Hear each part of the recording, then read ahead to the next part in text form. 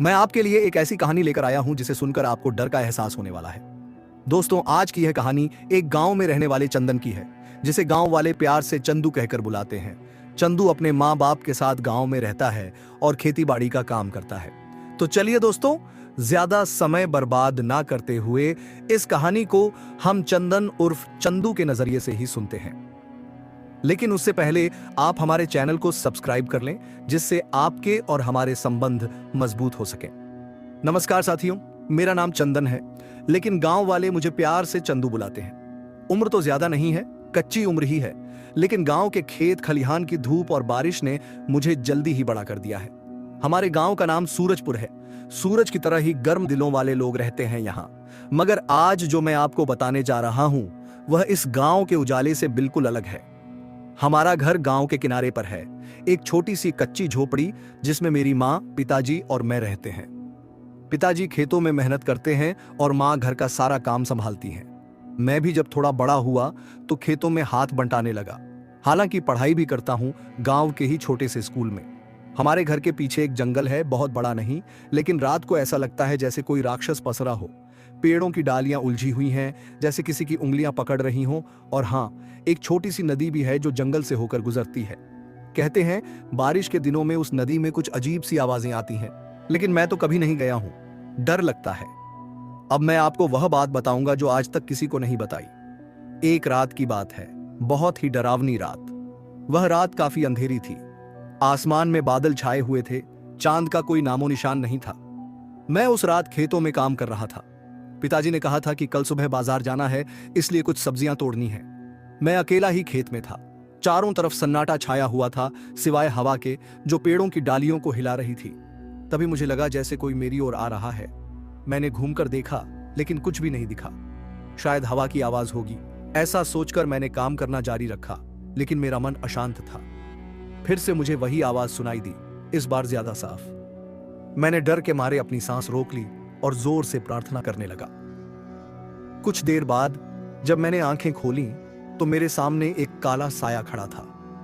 मैं डर के मारे चीख पड़ा और भागने लगा। मैंने पीछे मुड़कर देखा, वह साया भी मेरे पीछे पीछे दौड़ रहा था। मैं जितनी तेज दौड़ सकता था उतनी तेज दौड़ा।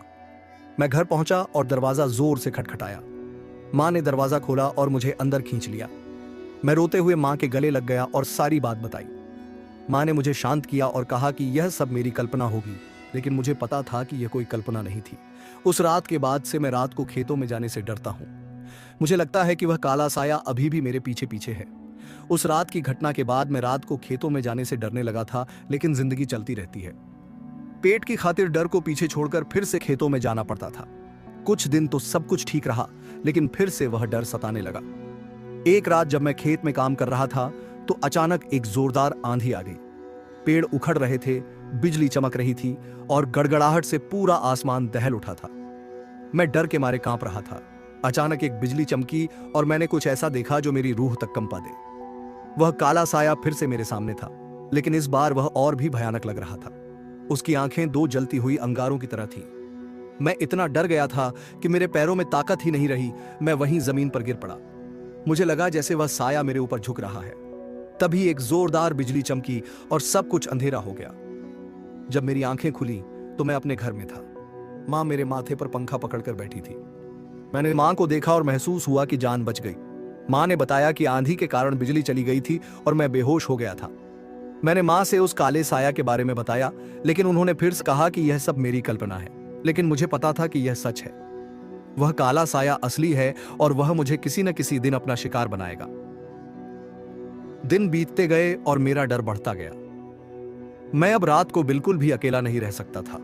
मैं हर वक्त किसी न किसी के साथ रहने लगा।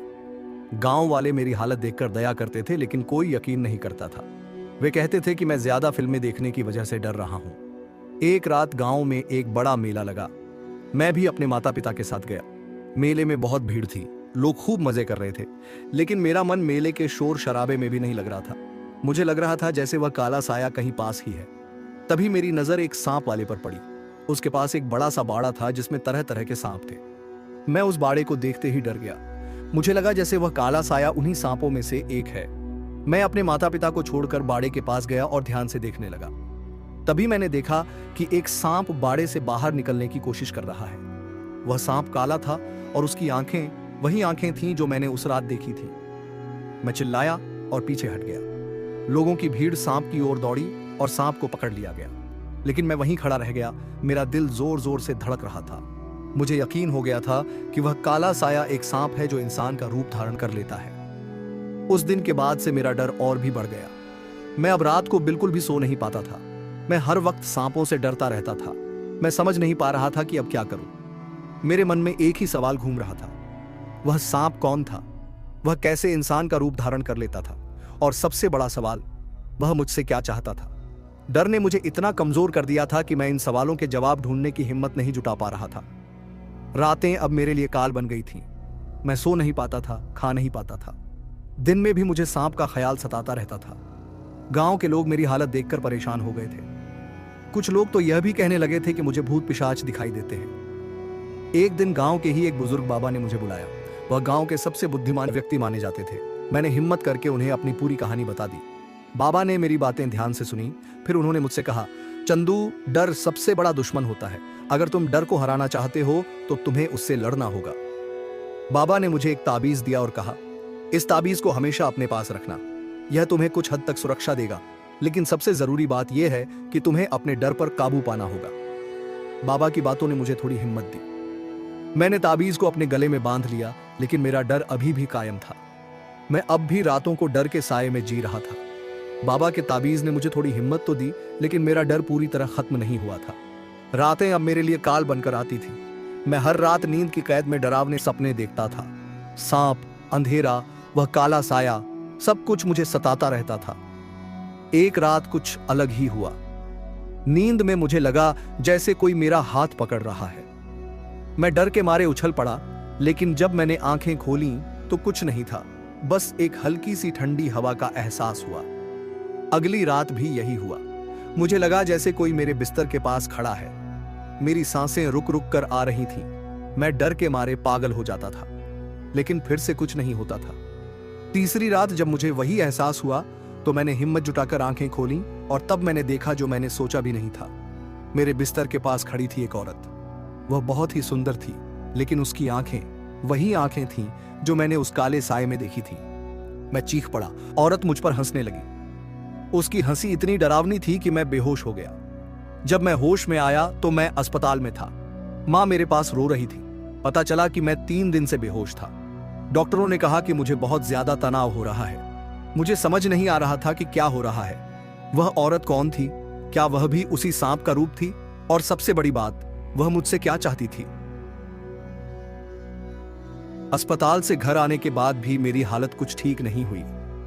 दिन रात एक ही सवाल मुझे सता रहा था, वह औरत कौन थी? वह सांप से क्या संबंध रखती थी? और सबसे डरावनी बात, वह मुझसे क्या चाहती थी? मैंने बाबा से मिलने का फैसला किया, शायद वह मुझे कुछ बता सके। जब मैं उनके पास पहुंचा तो उनकी आंखों में एक अलग ही चमक देखी। उन्होंने मेरी हालत देखी और मुस्कुरा दी। चंदू, उन्होंने कहा, तुम एक खतरे में हो। वह जो तुम्हें दिख रही है वह कोई इंसान नहीं है, वह एक प्रेत है, एक सांप की आत्मा जो इंसान का रूप धारण कर सकती है। मेरी रूह कांप उठी। मैं डर से कांपने लगा। बाबा ने आगे कहा, वह तुम्हारी जान लेना चाहती है, वह तुम्हें अपने साथ ले जाना चाहती है, लेकिन डर मत चंदू, मैं तुम्हें बताऊंगा कि कैसे उससे बचा जा सकता है। बाबा ने मुझे एक लंबी कहानी सुनाई हमारे गांव के इतिहास के बारे में। उन्होंने बताया कि बहुत पहले इस जंगल में एक सांप की पूजा होती थी। उस सांप को बहुत शक्तिशाली माना जाता था, लेकिन एक दिन एक साधु ने उस सांप को मार दिया था। तब से उस सांप की आत्मा जंगल में भटक रही है। बाबा ने कहा कि वह औरत उस सांप की ही आत्मा है। वह मुझे अपने शिकार के रूप में देख रही है, क्योंकि मेरा संबंध खेतों से है और खेत इस जंगल से जुड़े हुए हैं। लेकिन डर मत चंदू, बाबा ने फिर कहा, तुम्हारे पास अभी भी समय है। मैं तुम्हें एक मंत्र दूंगा। इस मंत्र का जाप करने से तुम उस प्रेत से बच सकते हो, लेकिन याद रखना, यह कोई आसान काम नहीं होगा। तुम्हें बहुत मेहनत करनी पड़ेगी। बाबा ने मुझे मंत्र सिखाया और कहा कि मुझे रोज सुबह और शाम इस मंत्र का जाप करना है। मैंने बाबा की बात मान ली। मुझ में अब कुछ भी करने की हिम्मत थी, क्योंकि मैं जानता था कि अगर मैंने ऐसा नहीं किया तो मेरी जान खतरे में होगी। बाबा के जाने के बाद मैं उस मंत्र का जाप करने लगा। दिन रात एक ही लय में मैं उस मंत्र को दोहराता रहा। शुरू में तो बहुत मुश्किल हुई, मन भटकता था, डर सताता था, लेकिन धीरे धीरे मुझे एक शांति मिलने लगी। मैंने ध्यान देना शुरू किया, अपने अंदर की शक्ति को खोजने लगा। मुझे लगा जैसे मेरे अंदर एक नई ताकत जाग रही है। वह काला साया, वह औरत, सब कुछ धुंधला पड़ने लगा। एक रात कुछ अलग हुआ। मुझे नींद आ रही थी, लेकिन मैं मंत्र का जाप कर रहा था। तभी मुझे लगा जैसे कोई मेरा हाथ पकड़ रहा है। मैं डर गया, लेकिन इस बार मैंने आंखें नहीं खोली। मैंने मंत्र का जाप और तेज कर दिया। कुछ देर बाद वह हाथ हट गया। मुझे लगा जैसे मैंने जीत हासिल कर ली है। अगली रात भी वही हुआ, लेकिन इस बार वह हाथ ज्यादा जोर से पकड़ने की कोशिश कर रहा था। मैं डर गया, लेकिन मैंने हिम्मत नहीं हारी। मैंने मंत्र का जाप और जोर से किया। ऐसे ही कई रातें बीती। हर रात वह कोशिश करती थी मुझे अपने वश में करने की, लेकिन हर बार मैं मंत्र की शक्ति से उसका सामना करता था। धीरे धीरे मुझे लगने लगा कि मेरा डर कम हो रहा है। मैं अब रातों को इतना नहीं डरता था।